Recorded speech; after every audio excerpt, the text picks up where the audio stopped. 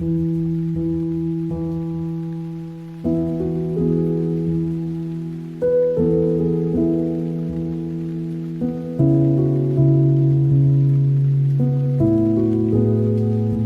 எதை குறித்து தியானிக்க போகிறோம் அப்படின்னா ஜெபம்.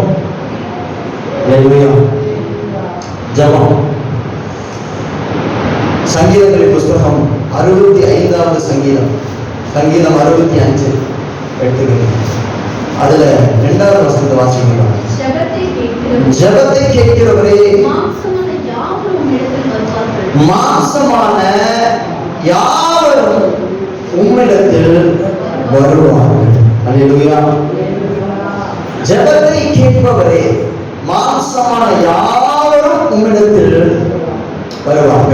ஏன் சபையில ஆவியானவர் ஜெபிங்க ஜெபிங்க ஜெபிங்க ஜெபிங்கன்னு சொல்லிக்கிட்டே இருக்கிறாங்க? நம்முடைய ஜெபத்தை யார் கேட்கிறாங்களா? கர்த்தர் கேட்கிறார். இல்லையா சொல்லுங்க. நம்முடைய ஜெபத்தை யார் கேட்கிறார்? கர்த்தர் கேட்கிறார். அதனால ஆவியானவர் என்ன பண்றாருன்னா, ஜெபிக்கும்படியாக நம்மளை வற்புறுத்துறாரு. ஒருவேளை ஒரு சில நேரத்தில் நமக்கு விருப்பமே இல்லைன்னா கூட ஜெபிக்க சொல்லிக்கிட்டே இருக்கிறாரு. காரணம் என்னன்னா, இந்த ஜெபம் இதுலதான் ஆண்டவர் நம்முடைய சத்தத்தை கேட்டு கொண்டு இருக்கிறார். அல்லேலூயா சொல்லுங்க. அல்லேலூயா. ஜெபம் பாருங்க, ஜெபத்துடைய மேன்மை அதுதான். ஜெபத்தில் நாம் மட்டும் அவரோடு பேசுவதில்லை, அவரும் அதை கேட்டுக் கொண்டிருக்கிறவரா இருக்கிறார். இதுதான் முக்கியமான விஷயம். ஆனால் ஜெபம் என்பது நான் மட்டும் பேசுறதா இருந்துச்சுன்னா அது ஒண்ணுமே இல்லை. ஆனா நாம் ஆராதிக்கிற வானத்தையும் பூமியும் உண்டாக்கின சர்வ வல்லமையுள்ள கர்த்தர் நம்முடைய ஜெபத்தை கேட்கிறார். அல்லேலூயா சொல்லுங்க. உங்க சத்தத்தை அவர் கேட்கணும்னா நீங்க ஜெபம் பண்ண ஆரம்பிக்கணும். அப்ப ஜெபிக்கிற ஒரு மனுஷனுடைய சத்தத்தை தான் கர்த்தர் கேட்பார். நடக்கக்கூடிய ஜெபிக்கிற மனிதனா கர்த்தர் ஆசீர்வதிப்பார். ஜெபிக்கிற மனிதனா தான் கர்த்தர் உயர்த்துவார். ஜெபிக்கிற மனுஷனை தான் கர்த்தர் பாதுகாப்பார். ஜெபிக்கிற மனுஷனை தான் கர்த்தர் விடுவிப்பார். நம்ம எந்த அளவுக்கு ஜெபிக்கிறோமோ அந்த அளவுக்கு கர்த்தருடைய கரம் நம்ம மேல இருந்துகிட்டே இருக்கும். தானியேல் என்கிற ஒரு மனுஷனை குறித்து நம்ம வேதத்துல பார்க்க முடியும். நடக்கக்கூடிய தானியேல் என்கிற ஒரு மனுஷன் இருக்கிறான். இந்த தானியேல் என்பவன் ஒரு பெரிய பேக்ரவுண்ட் இல்லாதவன். அல்லேலூயா. தானியேலுக்கு பின்பலம்னு எதுவுமே கிடையாது. தானியேலுக்கு உதவி செய்யற உறவினர்கள் யாரும் கிடையாது. தானியேலுக்கு உதவி செய்யற பணக்கார நண்பர்கள் யாரும் கிடையாது. தானியேல் கிட்ட பணமும் கிடையாது. ஆனா பைபிள்ல இந்த தானியேலை குறித்து சொல்லப்பட்டிருக்கிற பொழுது நீங்க கவனிப்பீங்களா? உங்களுக்கு தெரியும், தானியேல் அடிமையா போன அதிகாரியா மாறிட்டான். அல்லேலூயா சொல்லுங்க பாருங்க. அடிமையா போன ஒரு மனுஷன் அதிகாரியா மாற முடியுமா? எந்த பின்பலமும் இல்லாம, எந்த பணமும் இல்லாம. இன்னைக்கு நிறைய பேர் புலம்புறது என்ன தெரியுமா? பாஸ்டர், எனக்கு மட்டும் பணம் இருந்திருந்ததுன்னா இன்னைக்கு என் வாழ்க்கையே மாறி இருக்கும். எனக்கு மட்டும் ஒரு நல்ல பேக்ரவுண்ட் உதவி செய்யறதுக்கு யாராச்சும் இருந்தாங்கன்னா இன்னைக்கு நான் இந்த அளவுக்கு கஷ்டப்பட வேண்டிய அவசியமே இல்லை. எனக்கு மட்டும் யாராச்சும் ஹெல்ப் பண்றதுக்கு இருந்திருந்தா, யாராச்சும் கை தூக்கி விடுறதுக்கு யாராச்சும் இருந்திருந்தா. எல்லாத்துக்கும் இருக்கிற மாதிரி அப்பா அம்மா எனக்கு இல்லை. எல்லாருடைய அப்பா அம்மாவும் அவ்வளவுதாங்க இருக்கிறாங்க. எனக்கு உதவி செய்யறதுக்கு யாரும் இல்லை. இப்படி யாரும் இல்லை, யாரும் இல்லை, யாரும் இல்லை நம்ம சொல்றோம் பாருங்க. தானியேலுக்கு யாருமே இல்லை. ஆனா இந்த தானியேலை கர்த்தர் உயர்த்தினார். எப்படி உயர்த்தினார் தெரியுமா?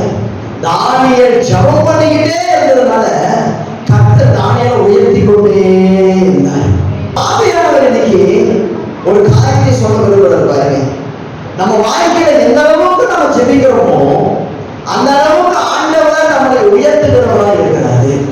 தானியேல் புத்தகத்துல ஒரே ஒரு சம்பவத்தை மட்டும் வாசிக்க பாருங்க. தானியேல் 6வது அதிகாரம் 6வது வசனத்திலிருந்து வாசிங்க.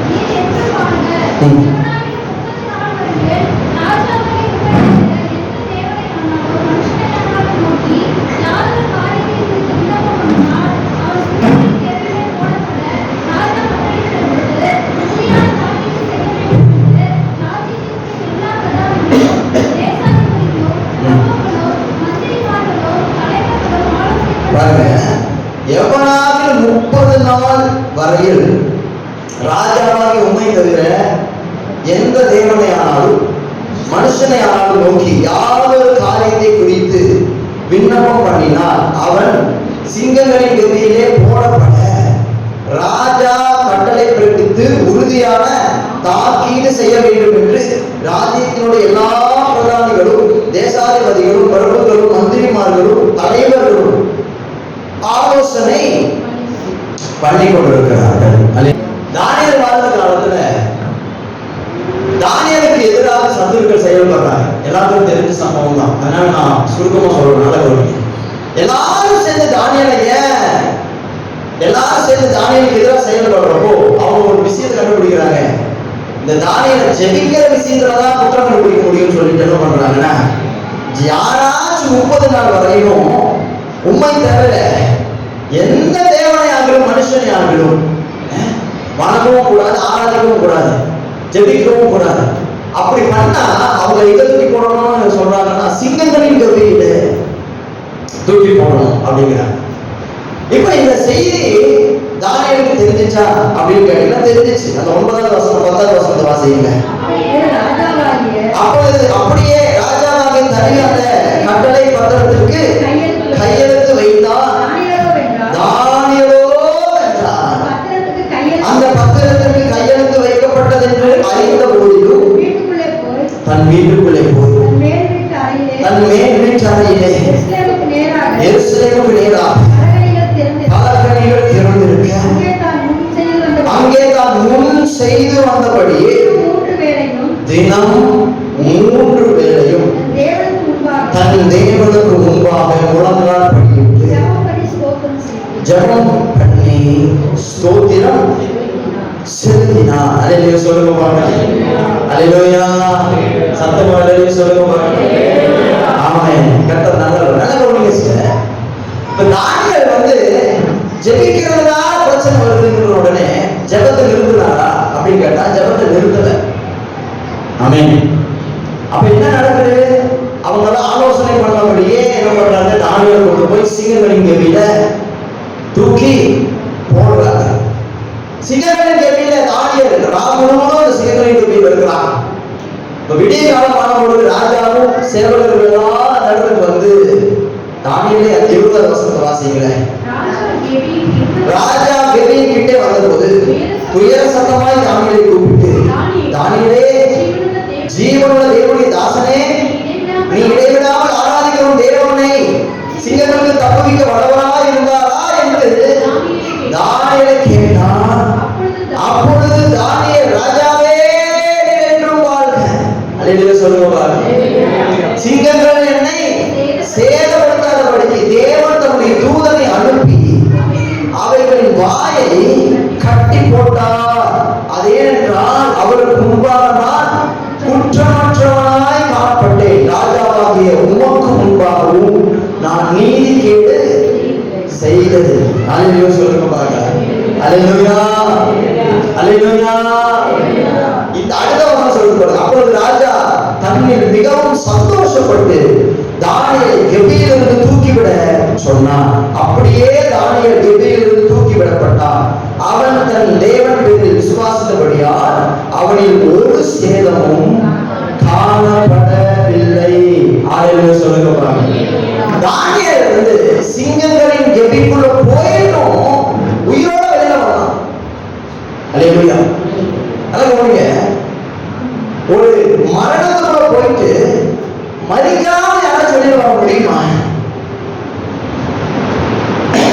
தானியேல் மரணத்துக்குள்ள போனான், ஆனா மரிக்கல. காரணம் என்ன தெரியுமா சார்? காரணம் என்னன்னா, தானியேல் அந்தி சந்தி மதியம் 3 வேளையும் தவறாம செபிக்கிறதுனால அவன் மரணத்துக்குள்ள போனாலும் அவனை மரிக்காம தேவன் வெளியில கொண்டு வந்தார். எத்தனை பேருக்கு நான் பேசுறது புரியுது? ஜெபம் என்பது வல்லமையான ஒன்று. நீங்க செபிக்கிறவர்களா இருப்பீங்க அப்படின்னா கர்த்தர் உங்க கூடவே இருப்பாரு. இன்னைக்கு நம்ம செபிக்காததுனாலதான் வீட்டுக்குள்ள நிறைய பிரச்சனை வருது. ஏன் என் வீட்டுக்குள்ள இவ்வளவு பிரச்சனை வருது தெரியுமா? ஏன் இவ்வளவு போராட்டம் வருது தெரியுமா? ஏன் என் வீட்டுக்குள்ள ஆசீர்வாதம்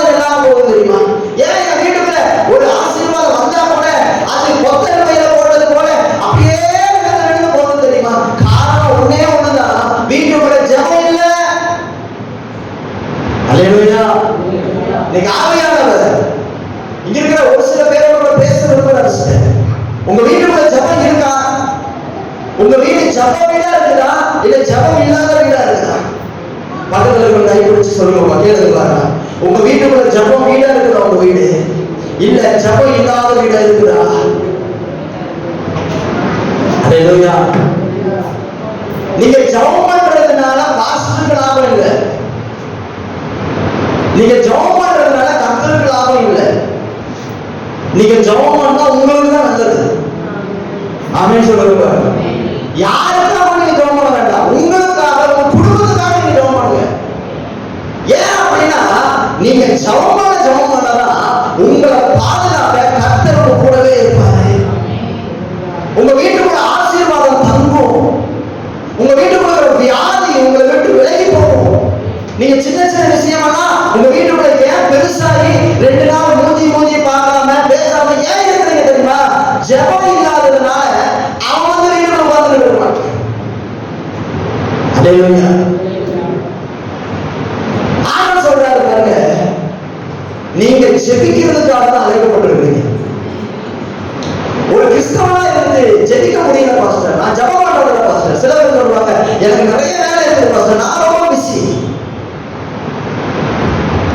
ஜெபம் பண்றதுக்கு மட்டும் எல்லாம் முடியல பாஸ்டர், ஆனா என்னால எல்லாருக்கும் பேச முடியும், செல்போன் பார்க்க முடியும், என்னால மற்ற வேலை எல்லாத்தையும் செய்ய முடியும். 24 மணி நேரத்துல ஒரு 1 மணி நேரம் என்னால ஜெபம் பண்ண முடியாது பாஸ்டர், ஏன்னா அப்போ நான் பிஸி.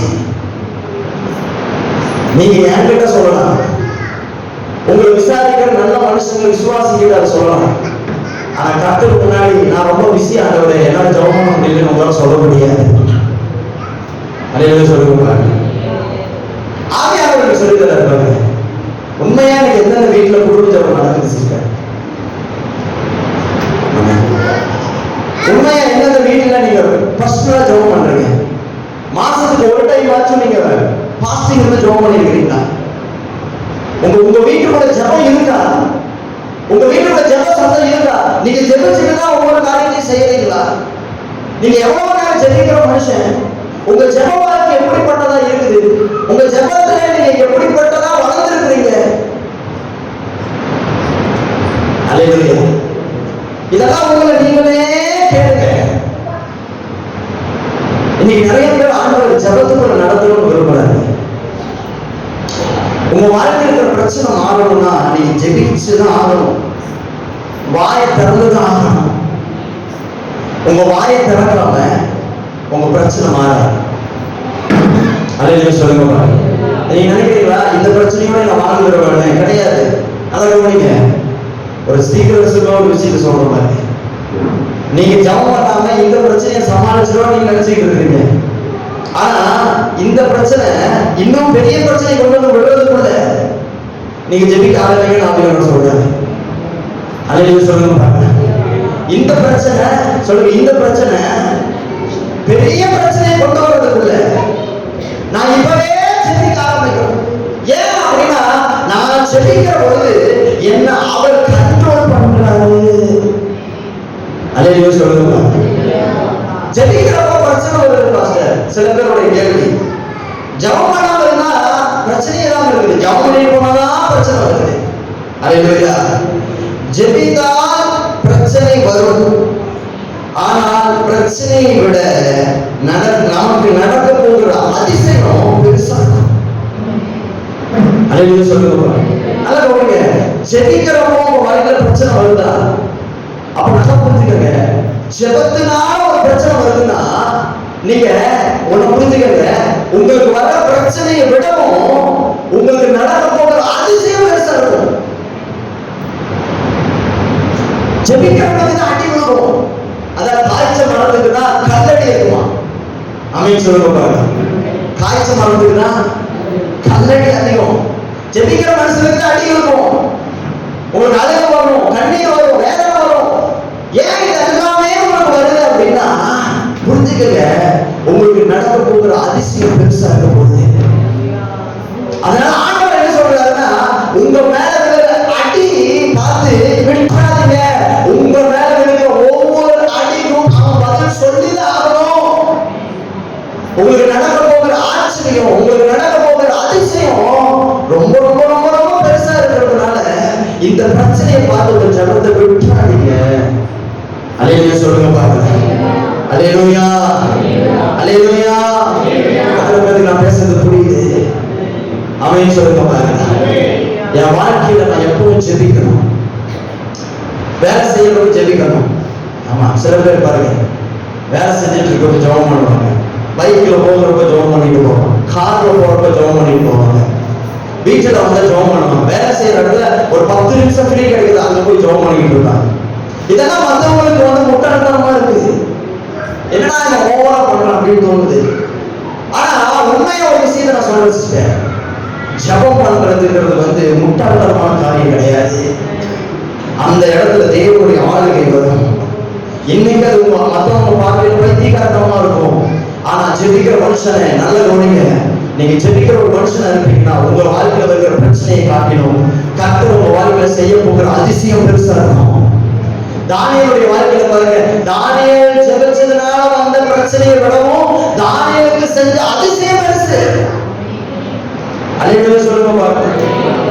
தானியேலுடைய வாழ்க்கையில வந்த பிரச்சனையை விடவும் கர்த்தர் தானியேலுக்கு செஞ்ச அதிசயம் தான் பெருசு. இன்னைக்கு உங்க வாழ்க்கையில வர பிரச்சனையை விடவும் கடவுள் உங்களுக்கு செய்ய போகிற அதிசயம் பெருசா இருக்கும். ஆனா அதுக்காக நீங்க நல்லா ஜெபம் பண்ண ஆரம்பிக்கணும். 4 நாள் ஜெபிச்சுட்டு 5ஆவது நாள் விடுறது கிடையாது சிஸ்டர். அல்லேலூயா. ஒவ்வொரு நாளும் நல்லா ஜெபிக்க ஆரம்பிங்க. தேவ ஆசீர்வாதம் உங்க வீட்டுக்குள்ள என்னைக்குமே தங்கி இருக்கும்.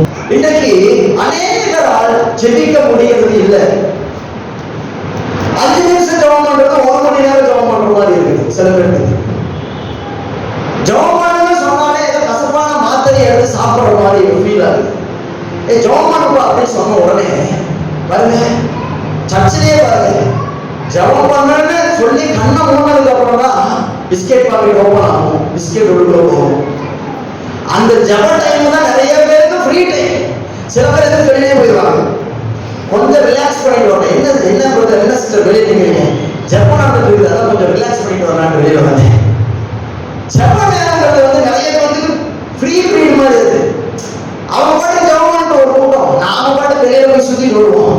ஒரு டிவி ஏதாவது குடிச்சிட்டு வரலாம், இல்லைன்னா வாங்க வெளியில போய் ஜாலியா பேசிட்டு வரலாம். ஜெபம் பண்றப்போதான் சபையில் அட்டகாசம் நடக்கும் பாருங்க. ஏன் ஜெபம் பண்றது நிறைய பேருக்கு வந்து ஒரு ஒரு பிடிக்காத ஒரு காரியமா இருக்குது. ஏன் அந்த விஷயத்தை பொறுத்த வரைக்கும் பிடிக்கிறது இல்லை? நீங்க நீங்க யோசிச்சிருக்கீங்களா? ஏன்னா பைபிள் ஒரு வசனம் சொல்லி தருது பாருங்க, மாம்சமும் பலவீனம் உள்ளது, ஆவியோ பலம் உள்ளது, உற்சாகம் உள்ளது. ஆமென் சொல்லுங்க பாருங்க. மத்தேயு 26ஆம் அதிகாரம் 41ஆம் வசனத்தை வாசிங்க பாருங்க. நீங்கள் சோதனைக்கு உட்படாதபடிக்கு விழித்திருந்து ஜெபம் பண்ணுங்கள். ஆவி உற்சாகம் உள்ளதுதான், மாம்சமோ பலவீனமானது. அல்லேலூயா சொல்லுங்க பாருங்க. அல்லேலூயா அல்லேலூயா. நீங்கள் விழித்திருந்து ஜெபியுங்கள்.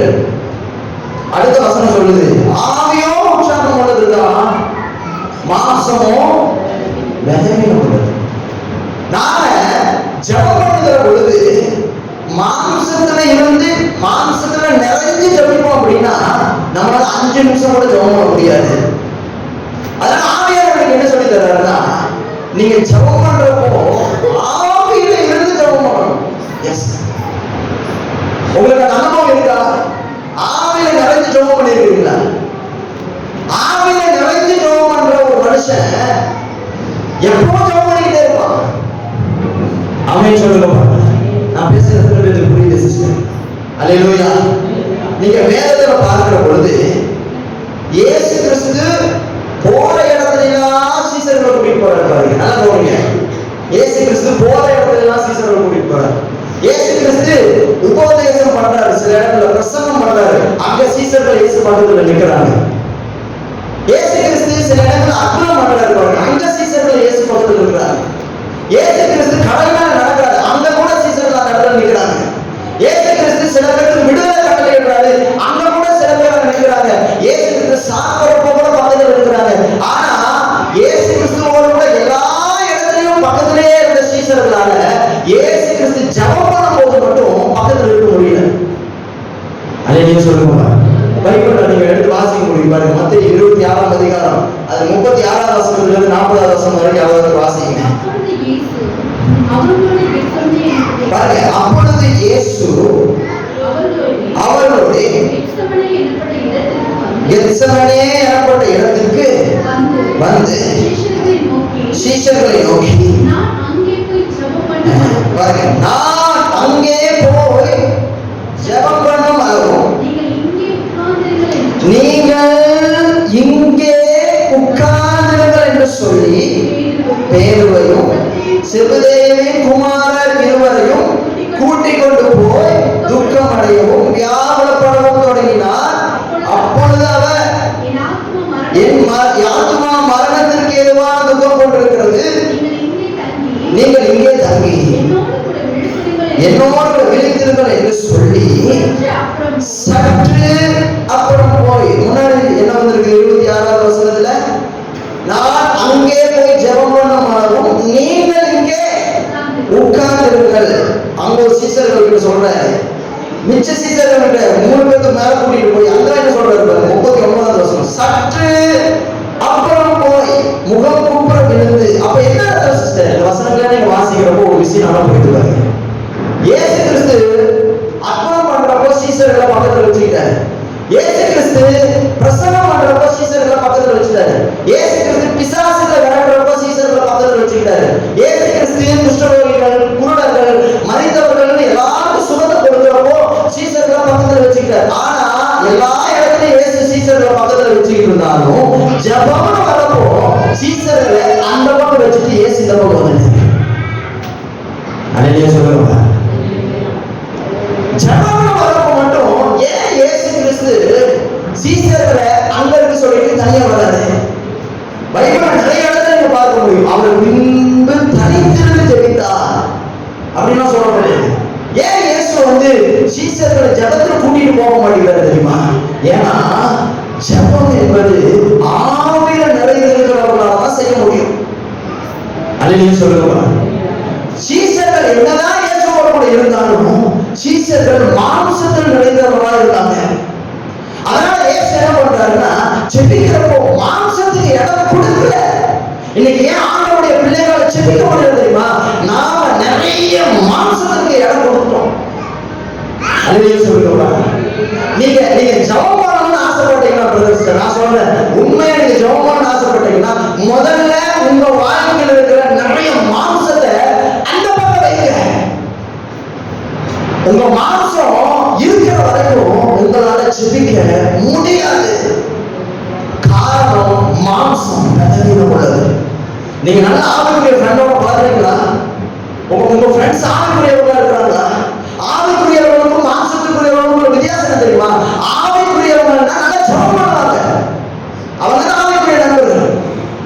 உங்க நண்பர்கள் எப்படிப்பட்டவங்க சிஸ்டர்? சர்ச்சில் நீங்க எல்லாரும் போய் சேர்றதுனால ஆவிக்குரிய நண்பர்களா இருக்க மாட்டீங்க.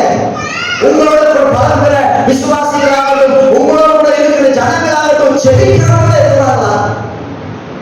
உங்களால எவ்வளவு ஜெபம் பண்ண முடியும்? அல்லேலூயா, அல்லேலூயா. நான் பேசுறது புரியுது.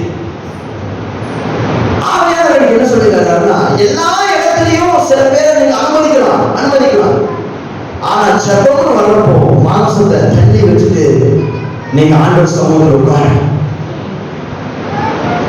ஏன்னா ஜெபம் என்பது ஆவியில நிறைந்திருக்கிற ஒன்று. இது வந்து ஒரு சாதாரண விஷயம் இல்லை. நீங்க அசட்டை பண்ற விஷயம் கிடையாது ஜெபம். நாம ஒருத்தர் ஜெபம் பண்றப்போ கண்ணை விட்டுறது, பார்க்கறது, கொட்டாவி விடுறது, தூங்குறது, அப்பதான் பிஸ்கெட் ஓபன் பண்றது, அப்பதான் எல்லாம் பண்ணிட்டு இருக்கோம். நான் சொல்றேன் சிஸ்டர், தயவு செஞ்சு கவனிங்க. நீங்க ஜெபம் பண்றப்போ, கர்த்தரை ஒருத்தர் ஜெபம் பண்ணிட்டு இருக்கிறப்போ அசட்டை பண்ணாதீங்க. அல்லேலூயா, அல்லேலூயா. உங்களுடைய வாழ்க்கையில நீங்க நல்லா ஜெபம் பண்ணணும்னா உங்க மாம்சத்தை கொஞ்சம் அப்படி வைங்க. எல்லாத்தையும் விட்டுட்டு ஆண்டவர் சமூகத்தில் உட்காருங்க. இன்னைக்கு நான் உங்களுக்கு சொல்லித்தர பாருங்க. மாசத்துக்கு ஒரு நாள் ஆச்சும் உபவாசம் இருந்து ஜெபம் பண்ணுங்க. ஆண்டவர் சொல்லுங்க, எதுக்காக பாஸ்டர் உபவாசம் இருக்குன்னு கேட்டீங்கன்னா, நீங்களும் கர்த்தரும் சேரும்படியாக இடையில இருக்கிற பாவங்கள் எல்லாம் மாறணும்னு சொல்லி ஜெபம் பண்ணுங்க. உங்க மாம்சம் மாறணும்னு சொல்லி ஜெபம் பண்ணுங்க. அல்லேலூயா.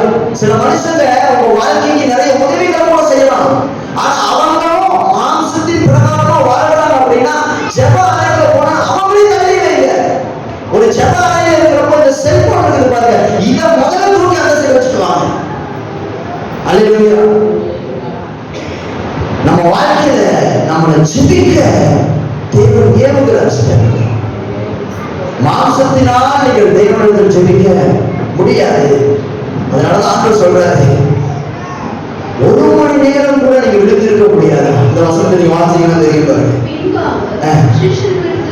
பின்பு அவர் சீஷரிடத்தில் வந்து அவர்கள் நித்திரை பண்ணுகிறதை கண்டு பேதுருவை நோக்கி, நீங்கள் ஒரு மணி நேரமாவது, எவ்வளவு பரிதாபம் பாருங்க, ஒரு மணி நேரம் கூட அவரால் இருக்க முடியுது ஜபத்துல. எங்கெங்கயோ இருக்கிறாங்க மணிக்கணக்கில், பிரசங்கம் பண்றவங்களாம் மணிக்கணக்கில் இருந்தவனால ஜபம் பண்றவங்க ஒரு மணி நேரம் கர்த்தரோடு இருக்க முடியல. காரணம் என்னன்னா, மாம்சம் பலவீனம் உள்ளது, ஜெபிக்க விடாது. அல்லேலூயா. இன்னைக்கு ஆவியானவர் சொல்லிக் கொடுக்குறாரு பாருங்க, நீங்க மாம்சத்திலிருந்து ஆவிக்குள்ள வர ஆரம்பிக்கணும். ரோமர் எழுதின நிருபத்துல எப்படியே எழுதியிருக்காரு பாருங்க. ரோமர் 8ஆம் அதிகாரம், அதுல 8வது வசனம் 9வது வசனத்தை நீங்க எடுத்து வாசிச்சு பாருங்க. மாம்சத்திற்கு உட்பட்டவர்கள் தேவனிடத்தில் பிரியமாய் இருக்க மாட்டார்கள். தேவனுடைய ஆவி உங்களில் வாசமாய் இருந்தால் நீங்கள் மாம்சத்திற்கு உட்பட்டவர்களாய் இராமல் ஆவி உட்பட்டவர்களாய் இருப்பீர்கள். கிறிஸ்துவின் ஆவி இல்லாதவன் அவருடையவன் அல்ல. கிறிஸ்துவின் ஆவி இல்லாதவன், சொல்லுங்க, கிறிஸ்துவின் ஆவி இல்லாதவன், கிறிஸ்துவின் ஆவி இல்லாதவன், சத்தமா சொல்லுங்க, கிறிஸ்துவின் ஆவி இல்லாதவன் அவருடையவன் அல்ல. அல்லேலூயா. கிறிஸ்துவின் ஆவி இல்லாதவன் அவருடையவன் அல்ல. நீங்க சர்ச்சில வேணா கிறிஸ்தவன் சொல்லிக்கலாங்க, கிறிஸ்துவின் ஆவி உங்ககிட்ட இல்லைன்னா நீங்க அவருடையவன் அல்ல. பாவையாளர்கள் சொல்லித்தர நாம எப்பொழுதும் சிந்திக்க கற்றுக்கொள்ள வேண்டும். சில பேர் முழுவதுக்கிட்டே இருப்பாங்க, ஏதோ ஒன்று சொல்லிக்கிட்டே இருப்பாங்க. எனக்கு அது சரி, இது சரியில்லை, எனக்கு அப்படி பண்ணுது இப்படி பண்ணுது. யார்கிட்டயோ போய் பேசிக்கிட்டு இருப்பாங்க, யார்கிட்டயோ அழுதுகிட்டு இருப்பாங்க. யாராச்சும் பேசினா உடனே அவங்ககிட்ட எல்லாத்தையும் சொல்லி அழுதுகிட்டு இருப்பாங்க. ஆவியானவர் என்ன சொல்லுறாருன்னா, யார்கிட்டயோ போய் பணிக்கணக்கில் பேசுறீங்க, ஆனா உங்களை படைத்து உங்களை காப்பாற்றி உங்களை உருவாக்கி உங்க கூட இருக்கிற கர்த்தரிடத்துல பேசுறதுக்கு 5 நிமிஷம் உங்களுக்கு கிடைக்க மாட்டேங்குது. அதே நீங்க சொல்லுங்க சிஸ்டர், பிரதர், நான் உங்களுக்கு சொல்றேன், நல்லா கவனிங்க, இது கடைசி காலம் சிஸ்டர், பிரதர், இது கடைசி காலம் பிரதர், தயவு செஞ்சு நான் சொல்றது கேளுங்க. இயேசு கிறிஸ்து வருவார் வருவார் வருவார்ங்கிறது நீங்களும் அசட்டை பண்றீங்களா? இயேசு வருகை இல்லைன்னு நம்பிட்டு இருக்கீங்களா? இல்ல இன்னும் தாமதிக்கும் தாமதிக்கு நீங்க உட்கார்ந்துட்டு இருக்கீங்களா? நான் சொல்றேன், நல்லா கவனிங்க.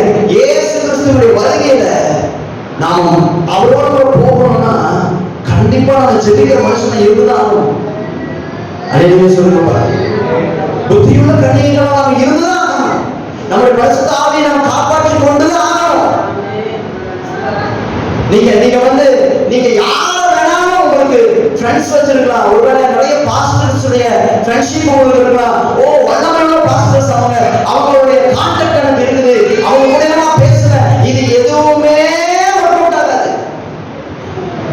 நீங்க அவங்க கூட பேசுறதுனால பரலோகத்துக்கு உங்களால போக முடியாது. நீங்க அவங்க கூட பழகிறதுனால பரலோகத்துக்கு போக முடியாது.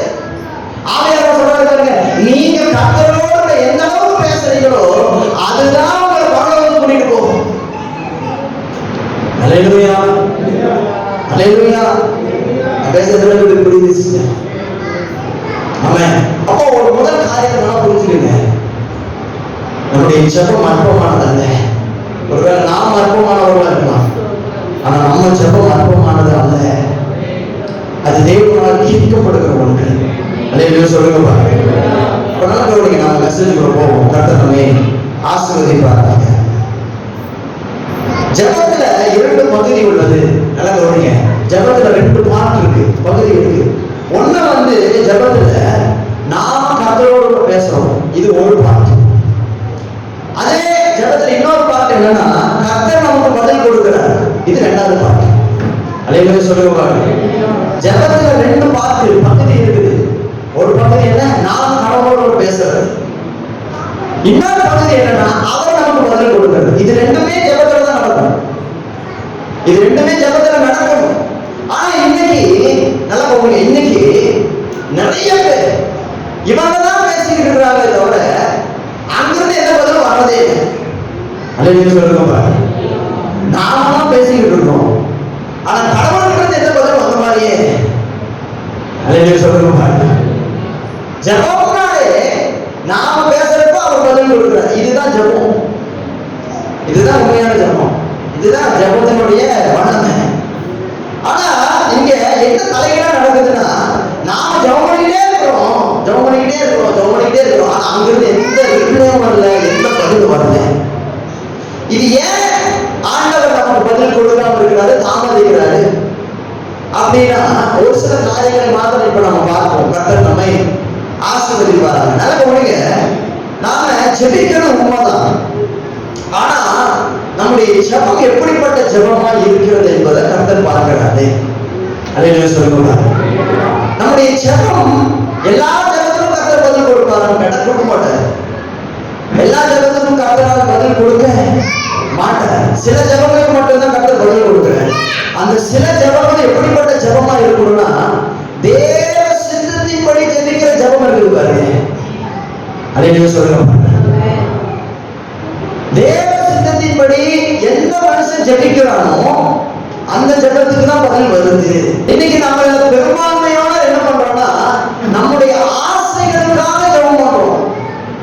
எனக்கு இப்படி நடக்குது ஆண்டவரே, எனக்கு இப்படி கல்யாணம் ஆகணும் ஆண்டவரே, எனக்கு இப்படி பையன் கிடைக்கணும் ஆண்டவரே, எனக்கு இப்படி குழந்தை போடணும் ஆண்டவரே, எனக்கு வந்து அந்த சூழ்நிலை நடக்கணும் ஆண்டவரே, எனக்கு இதுதான் நடக்கணும் ஆண்டவரே, எனக்கு அதுதான் நடக்கணும் ஆண்டவரே, எனக்கு இங்கதான் வேலை கிடைக்கணும் ஆண்டவரே. ஏன் ஆசையை சொல்லி சொல்லி ஜெபிச்சுட்டு இருக்கிறேன். பாவியவர் என்ன சொல்றாருன்னா, எப்ப உன் ஆசையை சொல்லி சொல்லி ஜெபிக்கிறதுனால உனக்கு பதில் வராது. என்னைக்கு நீ உன் ஆசையை விட்டுட்டு தேவ சித்தம் என்னன்னு பார்த்து அதன்படி ஒப்புக்கொண்டு நீ ஜெபிக்கிறியோ, அப்ப உனக்கு அங்கிருந்து ஒரு பதில் வரும். அல்லேலூயா சொல்லுங்க. நான் பேசுறது புரியுது சிஸ்டர். என் ஆசையை சொல்ல சொல்ல என் எதிர்பார்ப்புகளும் அதிகமாகுது. எதிர்பார்ப்புகள் அதிகமாக அது நடக்காம போகிறப்ப எனக்கு ஏமாற்றமும் அதிகமாகுது. அதுக்கப்புறம் நானே என்ன சொல்லிடுறேன்னா, இல்ல ஆண்டவரே ஜெபிச்சதெல்லாம் வேஸ்ட், என் ஜெபமெல்லாம் வேஸ்ட், எதுவுமே நடக்கல ஆண்டவரே, என்னோட ஜெபத்தை நிறுத்திடுறேன்னு நானே சொல்லிடுறோம். ஆனா ஆவியானவர் எனக்கு என்ன சொல்லிடுறாருன்னா, எப்பா நீ ஜெபம் பண்றதெல்லாம் கரெக்ட் தான், நீ ஊக்கமா ஜெபம் பண்ற, பாதத்தை பிடிச்சு அழுது ஜெபம் பண்ற, எல்லாம் கரெக்ட் தான். ஆனா நீ உன் ஆசையை சொல்லி சொல்லி ஜெபம் பண்ற, ஆனா உன் ஆசையில ஏன் சித்தம் இருக்குதான்னு என்னைக்காச்சும் யோசிச்சியா? நம்ம வாழ்க்கையில தேவ சித்தத்துக்கு ஒப்பு கொடுத்து ஒரு காரியத்திற்கு நம்ம ஜெபிக்கிறோம் பாருங்க. அல்லேலூயா. அந்த ஜெபத்திற்கு தான் தேவன் பதில் கொடுக்கிறாரு. அன்னாளை குறித்து வேதம் சொல்லுகிறது. வேதத்தில் எடுத்து வாசிக்க முடியும். 1 சாமுவேல் 9ஆம் அதிகாரம், சரி 1ஆம் அதிகாரம் 9ஆம் வசனத்திலிருந்து நீங்க வாசிப்பீங்கன்னா உங்களுக்கு தெரியும் பாருங்க. எடுத்து வாசிங்க.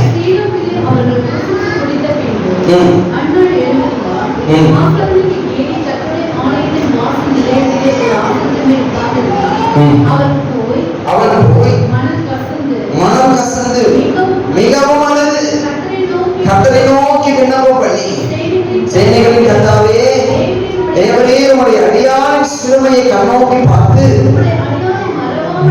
உம்முடைய அடியாரை மறவாமல் நினைத்தபடி உமது அடியாருக்கு ஒரு ஆண் பிள்ளையை கொடுத்தார். அவன் உயிரோடு இருக்கும் சகல நாளும் நான் அவனை கர்த்தருக்கு ஒப்புக் கொடுப்பேன். அவன் தலையின் மேல் சவரன் கத்திப்படுவதில்லை என்று ஒரு பொருத்தனை பண்ணினான். அல்லேலூயா. இந்த அண்ணாவை குறிச்சு எல்லாத்துக்கும் தெரியும் நம்புறேன். ஆனா கவனிங்க, இந்த அண்ணாவுக்கு ரொம்ப வருஷமா குழந்தையே இல்லை. அதனால இந்த அண்ணாவுடைய சக்கரத்தை என்ன பண்றாங்க, ஒவ்வொரு வருஷமும் இவ்வளவு துக்கப்படுத்துறான். என்ன துக்கப்படுத்துறான்னா, இந்த வருஷமும் குழந்தை இல்லையா அவனுக்கு, குழந்தை இல்லாதவளை மலடி அப்படின்னு சொல்லிட்டு கேவலமா பேசுறாங்க. இது ஒவ்வொரு நாளும் அந்த அண்ணாவுக்கு இந்த வார்த்தைகளை தாங்க முடியாம என்ன பண்ணுவாங்க, வருஷம் கர்த்தருடைய சமூகத்துல வந்து அழுவான். அப்புறம் மறுபடியும் அவளே கல்யாணம் போயிடுவான். ஆனா இந்த வருஷம் அப்படி அல்ல. அவன் என்ன பண்றான் பாருங்க, தேவன் கிட்ட ஒரு ஜெபத்தை ஏறெடுக்கிறான். என்ன ஜெபத்தை ஏறெடுக்கிறான்னா, மனம் கசந்து இருதயத்தை ஊற்றி அழுது என்ன சொல்றான்னா, ஆண்டவரே எனக்கு ஒரு குழந்தையை கொடுக்காம எனக்கு மூலமா உங்களுக்கு ஒரு குழந்தையை கொடுக்குறேன். அல்லேலூயா சொல்லுங்க. பைபிள் அப்படிதான் சொல்லியிருக்குது. அந்த 11வது வசனத்தை நீங்க எடுத்து வாசிப்பீங்க தெரியும் பாருங்க. சேனைகளின் கர்த்தாவே தேவரே, உம்முடைய அடியாளின் சிறுமையை கண்ணோக்கி பார்த்து உம்முடைய அடியாளை மறவாமல் நினைத்தருளி உமது அடியாளுக்கு ஒரு ஆண் பிள்ளையை கொடுத்தார். அவன் உயிரோடு இருக்கும் சகல நாளும் நான் அவனை கர்த்தருக்கு ஒப்பு கொடுப்பேன். அல்லேலூயா சொல்லுங்க. அண்ணா என்ன சொல்றானா, எனக்காக ஒரு குழந்தை வேண்டாண்டவரே, உங்களுக்காக ஒரு குழந்தை கொடுத்தாண்டவரே. ஜெபம் மாறுது பாருங்க. சிஸ்டர் நான் சொல்றேன் கவனிங்க, பிரதர் நான் சொல்றேன் கவனிங்க. என்னைக்கு நம்ம ஜெபத்துல தேவ சித்தத்துக்கு முக்கியத்துவம் கொடுக்கிறோமோ அன்னைக்கு தேவனிடத்துல பதில் வரும். அல்லேலூயா சொல்லுங்க. வெகு நாளா நீங்க ஜெபிச்சு சோர்ந்து போயிருக்கிறீங்கன்னா இன்னைக்கு ஆவியானவர் உங்ககிட்ட தான் பேச விரும்புறாரு. ஜெபம் என்பது உங்க ஆசையை தேவனிடத்தில் சொல்றது அல்ல. உங்க ஆசையை கொண்டு போய் தேவனிட திணிப்பது இல்லை ஜெபம். நீங்க ஆசைப்படுவதெல்லாம் கர்த்தர் செய்யறது கிடையாது ஜெபம். நீங்க ஆசைப்பட்டதை மட்டும்தான் ஆண்டவர் செய்யணும். நீங்க என்ன விரும்புறீங்களோ அதை தான் கர்த்தர் கொடுக்கணும்னு நீங்க நினைக்கிறது ஜெபம் இல்ல. ஆண்டவர் என்ன சொல்றாருன்னா, நீங்க எப்ப ஜெபிச்சாலும் தேவ சித்தத்துக்கு ஒப்பு கொடுத்து தேவ சித்தத்தின்படி ஜெபிப்பீங்க அப்படின்னா உங்க வாழ்க்கையில சில ஜெபங்களுக்கு பதில் கொடுக்க தேவன் ஆயத்தமா இருக்கிறாரு. அல்லேலூயா சொல்லுங்க பாருங்க. அல்லேலூயா. அதனால பைபிள் ஒரு வசனம் சொல்லுது பாருங்க, உன் நினைவுகள் என் நினைவுகள் அல்ல, உன் வழிகளும் என் வழிகள் அல்ல. நாம ஒண்ணு நினைக்கிறோம், ஆனா கடவுள் வேற ஒண்ணு நினைக்கிறாரு. அல்லேலூயா சொல்லுங்க பாருங்க. என் ஆசை சின்னது. யோசிச்சு பாருங்க, தாவீது மட்டும் ஆடுகள் மேய்க்கிறதுலயே கவனத்தை செலுத்தி இருந்தானா என்ன நடந்திருக்கு சிஸ்டர்? அந்த ஆட்டோட ஒரு 100 ஆடு சேர்ந்து ஒரு கொஞ்சம் ஆடுகள் சேர்ந்து மேய்ச்சிட்டு இருப்பான். அவ்வளவுதான். ஆண்டவர் பாருங்க தாவீது ராஜாவாகவும் நினைச்சாங்க. அதனால ஆவியானவர் என்ன சொல்லுகிறாருன்னா, உங்க ஜெபம் கேட்கப்படணும்னா தயவு செஞ்சு உங்க ஆசையை சொல்றதை நிறுத்துங்க. எனக்கு இது வேணும் ஆண்டவரே, எனக்கு அது வேணும்னு சொல்றதை நிறுத்துங்க. நீங்க சொல்லுங்க, உங்க சித்தத்துக்கு நான் ஒப்பு கொடுக்குறேன் ஆண்டவரே, உங்க சித்தம் என் வாழ்க்கையில நடக்கட்டும் ஆண்டவரே, உங்க சித்தம் என் வாழ்க்கையில நடக்கட்டும் ஆண்டவரே. இதை சொல்லி ஜெபிச்சுக்கிட்டே இருப்பாருங்களேன், இதை சொல்லி ஜெபம் பண்ணிட்டே இருப்பாருங்களேன். உங்க வாழ்க்கையில தேவனுடைய பெரிய அற்புதமான கிரியை நடக்க ஆரம்பிக்கும். அல்லேலூயா சொல்லுங்க பாருங்க. அல்லேலூயா. எத்தனை பேர் அதை நம்புறீங்க? அல்லேலூயா சொல்லுங்க பாருங்க. ஆமென். அப்ப எனக்கு பிரியமான தேவ ஜனமே, ஆண்டவர் நமக்கு பதில் கொடுக்கிறவரா இருக்கிறார். ஆனாலும் ஏன் நம்ம வாழ்க்கையில் இன்னும் நிறைய காரியங்களுக்கு பதில் வரலன்னா, அந்த இடத்துல என் ஜெபத்துல ஏன் ஆசைதான் இருக்குது தவிர கடவுளுடைய சித்தம்ங்கிற ஒண்ணே அங்க இல்லை. எனக்கு நடக்கணும், எனக்கு இது நடக்கணும், எனக்கு அது நடக்கணும்னு தான் நம்ம எதிர்பார்க்கிறோமே தவிர ஆண்டவருடைய சித்தத்தை நம்ம யோசிக்கிறது கூட கிடையாது. கர்த்தருக்கு இது பிடிக்குமா, கர்த்தருக்கு இது வேணுமா, ஆண்டவர் விரும்புவாரான்னு நம்ம என்னைக்குமே யோசிச்சது கிடையாது.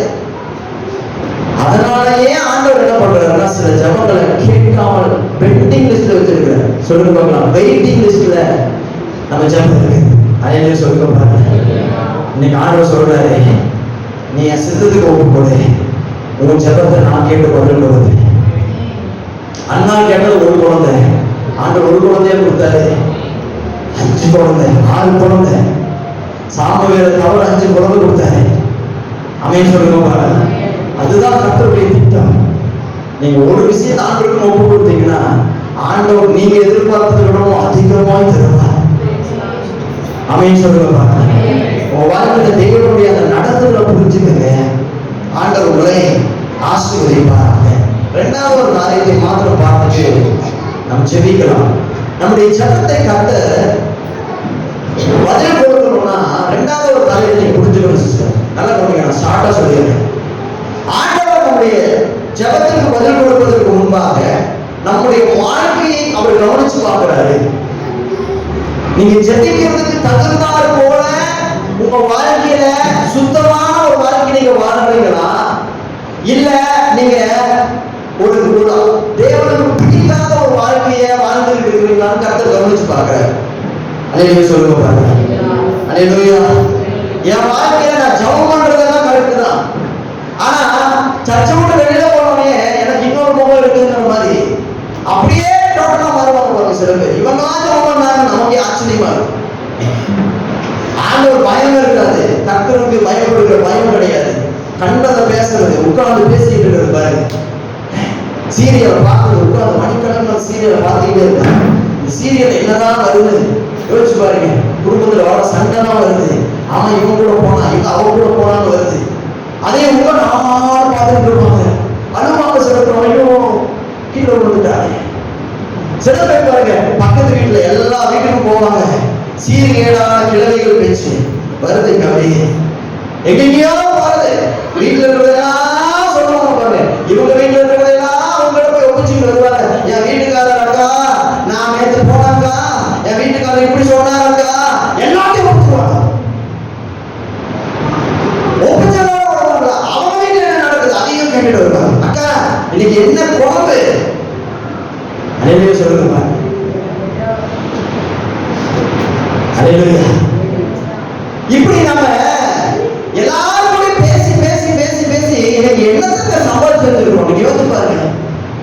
இப்படி நீங்க பேசி பேசி பேசி உங்க வாழ்க்கையில எதுவுமே இல்லாம போகுது. ஆவியானவர் சொல்றாரு பாருங்க, தயவு செஞ்சு சிஸ்டர் ஜெபம் பண்ற நீங்க, பிரதர் ஜெபம் பண்ற நீங்க தேவையில்லாத வார்த்தைகளை விடாதீங்க வெளியில. உங்க வாழ்க்கையை கர்த்தர் உற்று பார்த்து கொண்டு இருக்கிறாரு. உங்க ஜெபத்திற்கு பதில் கொடுக்கிறதுக்கு முன்னாடி நீ ஆளுகளை கர்த்தர் பார்க்கிறார். அல்லேலூயா.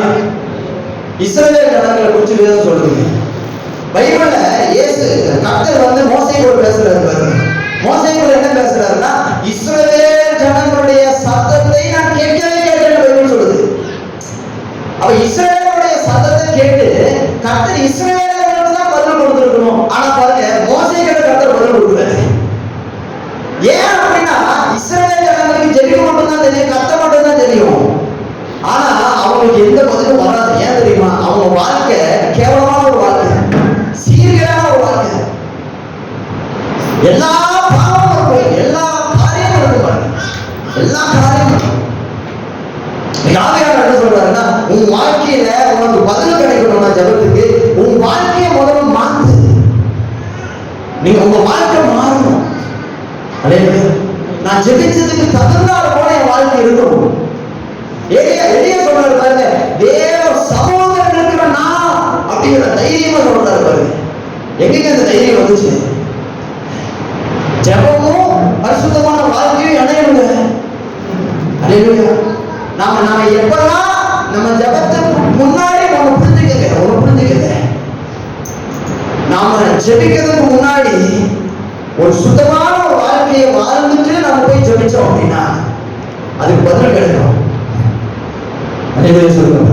அதனால சில பேர் சொல்றாங்க, அதுக்காக நம்ம ஜெபம் பண்றதே இல்லை. எதுக்கு இத்தனை வந்து நம்ம சுத்தமா வாழணும், பாவம் பண்ணாம இருக்கும்? அப்படி கிடையாது.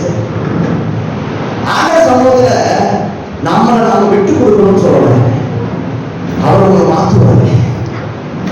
நீங்க ஜெபம் பண்றீங்க, ஜெபம் பண்ணிட்டு வெளியில போன உடனே அடுத்த நிமிஷமே திரும்பவும் அதே கூட்டத்தோட சேர்ந்துக்கிறீங்க, அதே கூட்டத்தோட போறீங்க வரீங்க.